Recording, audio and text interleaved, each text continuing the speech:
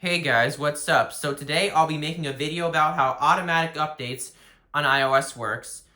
So as you may know, the auto update settings are enabled by default, however they can be disabled.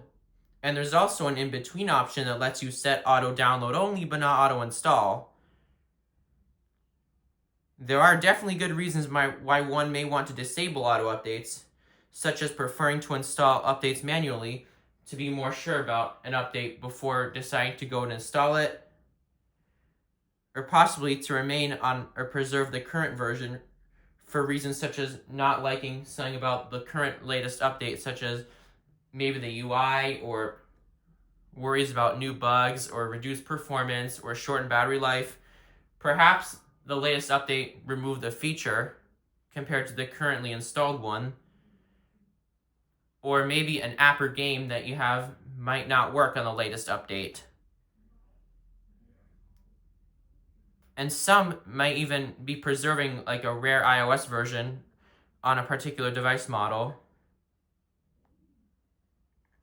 To check what auto update settings you have currently set, go to Settings, General, Software Update. For most users, all the auto update settings are enabled because it's the default, and they don't pay much attention to the updates or these settings.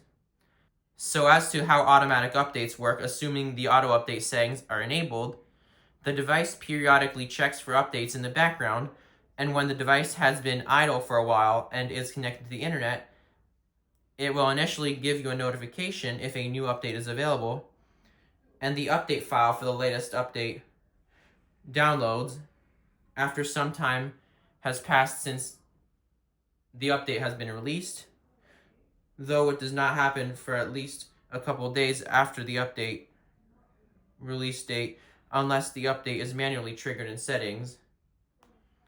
After an update is downloaded, you'll see a software update tonight notification before an update is ready to install. The update may install at night, but sometimes there's an interruption, in which case the update will attempt to install the next night. You may assume that the device needs to be charging to automatically update, which used to be the case, but since iOS 17, iOS updates can automatically install even if the device is not plugged in, as long as the battery charge is currently above 50%. However, just because you have auto updates enabled doesn't mean that your device will install every single point update that Apple releases for that model, though at any time the device likely won't be more than a couple minor point updates behind the latest one, provided that auto update settings are enabled, the storage is sufficient, and the device is frequently connected to internet even when idle. Furthermore, when Apple releases a new major iOS update every September, devices don't receive an auto update to the next major version until around December or January after Apple releases the .2 update of the new major release. This is because for the first few months after a major release, there are two updates available concurrently. One for security patches on the version preceding the new major release, and another for the new major release. And also, early versions of the new major release tend to have more bugs compared to later versions of them.